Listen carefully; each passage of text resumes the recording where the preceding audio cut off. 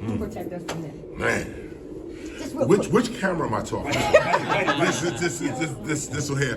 The song that your name? Lisa. Lisa. The song that Lisa is referring to, Lisa, the song you're referring to, is called Who Protects Us From You? You were put here to protect us, but who protects us from you? Now that song was written in 1989.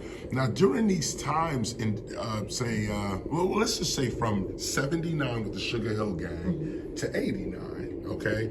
So hip hop is trying to find itself. And when we say hip hop, we mean breaking, MCing, graffiti art, DJ, and beatboxing. And there's some others. But these five right here that we know for certain, breaking, MCing, graffiti art, DJ, and beatboxing. This was all coming together between 79 and 89. But what was making this come together was the environment in which we were living, the way, the condition in which we were living at the time is what spurred the rhyme. So even though you had some people who were rhyming, you know, just happy stuff and this, that, and the other, that too was sort of an escape from the insanity we was actually living in. Others of us went head on to the insanity, started talking about it, started spitting out, yo, we see what's going on here, yo, you don't hear what's going on here. And keep in mind, we already knew what was going on in our neighborhood. These songs were written for mainstream, for other people to hear, like what's going on, because you walking by saying you don't see Rodney King, like you didn't see that right there. No, we don't see it. You don't see this right? No, we don't see it. So it's like, okay, our voice is being ignored, which is the beginning of hip hop. The whole thing that kicked this off is because they said, oh, you kids don't matter. We're not gonna hear your voice. You know, just, you don't exist. And we say, great. Let us exist on our own. And it became breaking, MCing, graffiti art, DJing, beatboxing. We start doing our own thing, and then here comes everybody. So now when everybody comes in, we start critiquing. Well, who are you? And why are you? And what is this? So my critique was, of course, to law enforcement, which was, you were put here to protect us, but who protects us from you? Now, keep in mind, that is what the community is already feeling. So this song was not new to them. If anything, the beat may have been new, something for us to jam to like that, but the subject matter, nah, this is not new to us. But I was on a major record label, RCA, Jive Records, RCA at the time. So I had a voice, I was able to say something. So I said it. Now for me, it wasn't no big deal. It's everybody in the hood, this is how we talk, this is what goes on. Right. But when the record came out, and it was like, oh, this is controversial, and blah, blah, blah, then you start realizing, wait a minute, every time somebody says something is controversial, the one who's saying it is the one that's ignorant. Because there's nothing on earth that's controversial. Nothing's controversial. You just have a personal problem with whatever's being said or done or whatever it is. But nothing's controversial, especially if it's the truth. If you're speaking the truth, how can the truth be controversial? Then I realize I'm living in a city of lies. So, well, if you speak the truth and people got a problem with it, then you living in a bunch of lies. So now that got to the writing again. Let's go. And so from there we go to Black Cop, we go to Sound of the Police. Shout out to Ice-T, shout out to NWA, shout out to Fabulous, shout out to LL Cool J, shout out to everybody who did a song recognizing the injustice of law enforcement in our neighborhood.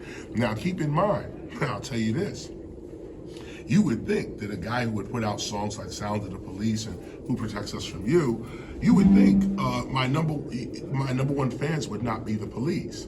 My number one fans are the police. I mean the number one fans. Okay, let's start with the black police officers, okay? They can't get enough. They screaming black cop. Everywhere I go, they're yelling black cop. These are black police officers, okay? Let's just keep that in mind. And then, of course, the rest of the police force.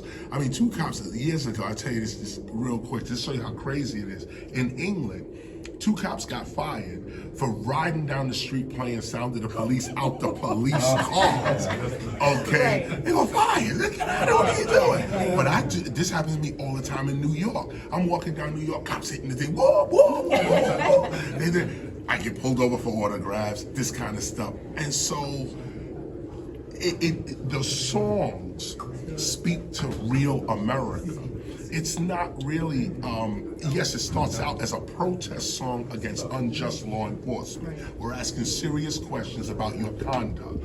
But when you ask a community those questions, the community responds, not the uniform, not the degree, That's good. not the this, that, the community responds. Now, I may be a cop 9 to 5, but I understand from 6 to 12 what he's saying. And that's was the enlightenment really for me with those kinds of songs. It's like, no, it started off one way. Hey, look, Sound of the Police in particular is an underground record. It never sold anything. Okay, Sound of the Police, none of my records are like gold. I'm a gold artist. I sell 500,000 records, and that's the end of it, okay? Right. Everybody else, platinum, triple platinum, 10 million, this, that, and my little Sound of the Police record, okay? We did that for the hood. Now today, 4 movies this record is in. Okay, Ride Along, this one, that one. Ice Cube can't get enough of this. Every movie, look at every movie he do, he throws Sound of the Police in it, okay?